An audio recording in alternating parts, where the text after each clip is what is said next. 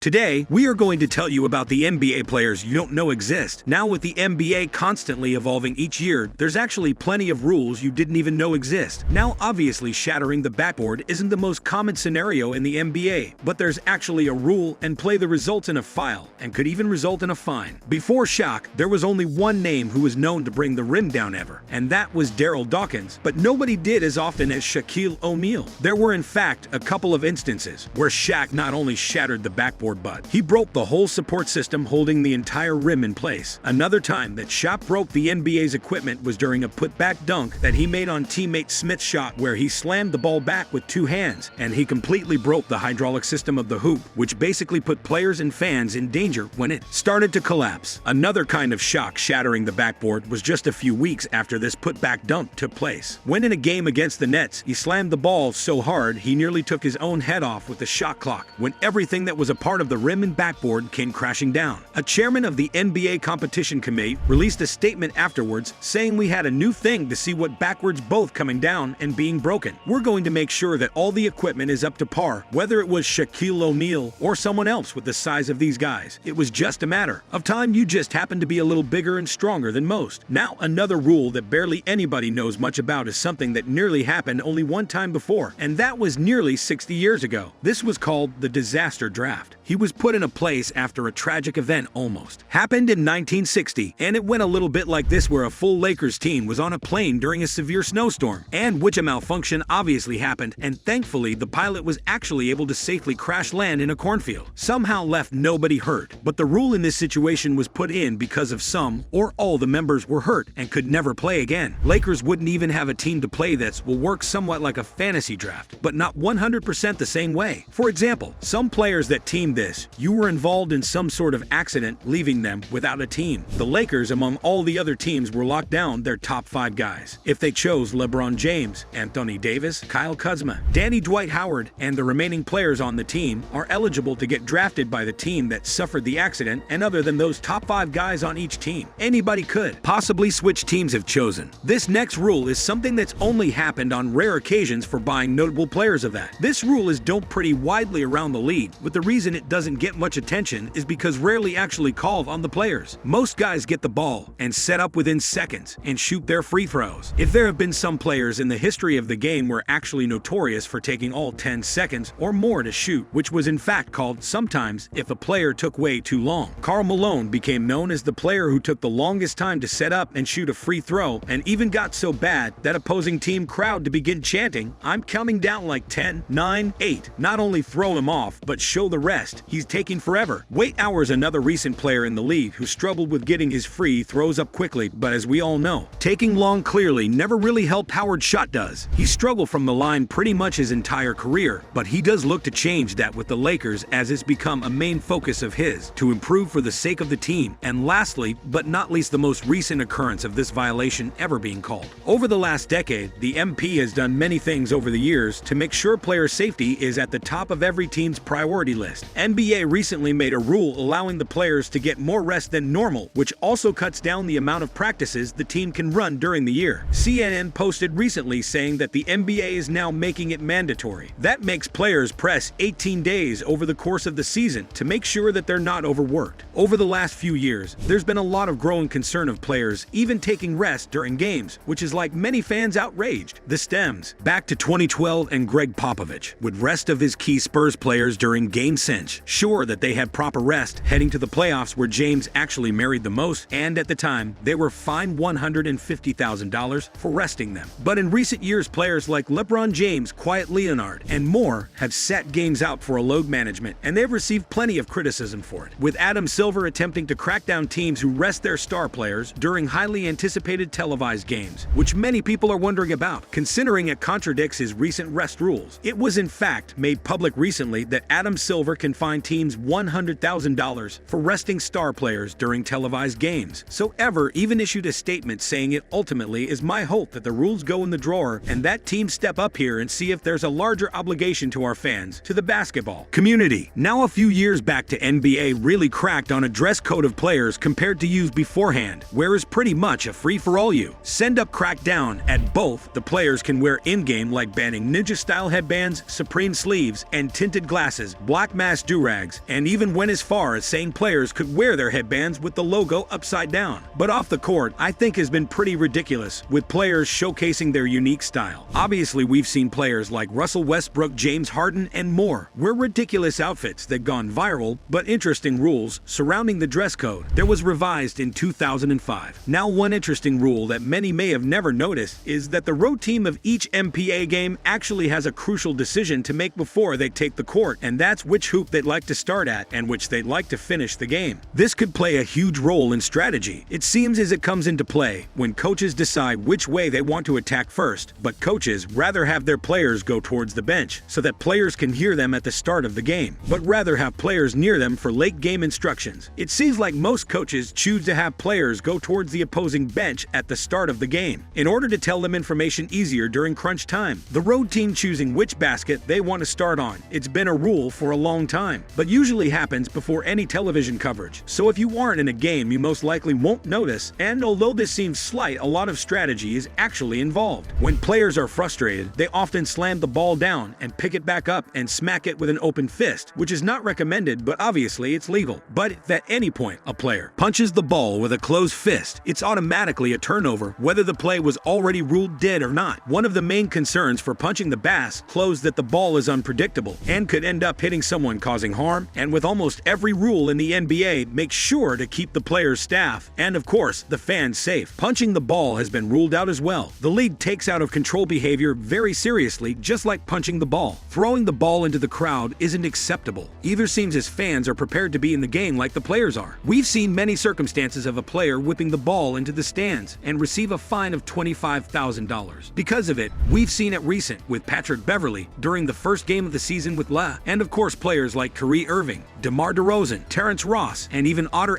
Dahl receive fines for doing the exact same thing to on the ball in the crowd. Now last, but not least, something that's been long debated and recently considered is adding a brand new dimension at NBA courts, a brand new 4-point line. Believe it or not, many teams, including the Hawks and 76, have already implemented a 4-point line their team facilities, hoping they can get guys ready for when the NBA finally makes the decision to make a 4-point line that they've been talking about for years. Even in December of 2018 during last year's season, a game between the Hawks and Lakers, Trae Young hit a super deep three, and instead of following through the shot, you said made sure lads when the Lakers bench new executive chef from. Now the NBA's discussed the idea over recent years, mainly because of players like Stephen Curry shooting ridiculously deep threes that's honestly kind of changed the way that the games play, and more teams than ever relying heavily on three-point shooting like the Houston Rockets. Legendary player in Warriors head coach Steve Kerr even said, "Please know that sounds insane." Reggie Miller, a prolific long-range shooter during his playing days, even told an interview that the 4-point shot would make the game a laughingstock. But Portland's own Dave Mueller defended the scenario. He told Dan Patrick you'd absolutely favor a 4-point line because the current three-pointer isn't enough of a challenge for this new generation of players. And he said, "We've got so many guys shooting it so easy and last." But not least, the legendary Larry Bird was also in favor of the idea since he likes the way at the threes opened up the game. He has given more chances of smaller players to be helpless down low. We talked about this and said maybe 5 or 10 years down the road, for so what everybody will be shooting, the game evolves. Thanks for watching. See you guys in the next video.